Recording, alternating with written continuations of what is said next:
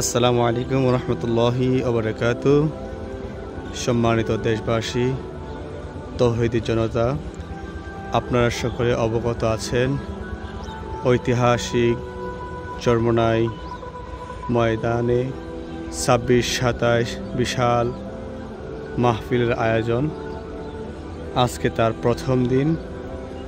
দেখতে পাচ্ছেন বিশাল আকারে একটি প্যান্ডেলের ব্যবস্থা করা হয়েছে এবং অপর পাশে দেখতে পাচ্ছেন লঞ্চ ঘাটে লঞ্চগুলো টার্মিনালভাবে এক জায়গায় স্থগিত করা হচ্ছে। আর মাঠের ভিতরে বিশাল আকারের সামিয়ানা পার্ট টু পার্ট করে বিছিয়ে দেওয়া হচ্ছে। আর পাশে দেখতে পাচ্ছেন একটি মাদ্রাসার সুন্দর ভবন, তার উপরে রয়েছে অনেকগুলো টাওয়ার। আর সামনে যে পুকুরটা দেখতে পাচ্ছেন, আর পুকুর হচ্ছে এখানে যত মুসল্লিয়ান ইকরাম নামাজ পড়বেন সকলে এখানে এসে অজু করে পবিত্রতা অর্জন করে নামাজ পড়েন। এটা হচ্ছে চরমোনাই মাহফিলের প্রথম মাঠ।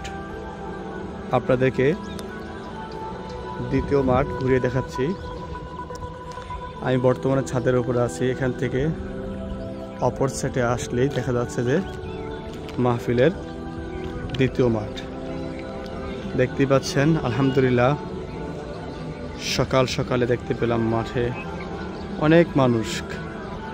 আজকে সারাদিন হয়ে গেলে আশা করি কানায় কানায় ভরপুর হয়ে যাবে ময়দান। আর এই ময়দান কখনো খালি থাকে না। আল্লাহ পাক রব্বুল আলামিনের একটি অশেষ মেহেরবানি রহমত আছে এই বরিশালবাসীর মাঝে, যার কারণে আল্লাহ পাক রব্বুল আলামিন এই ময়দানে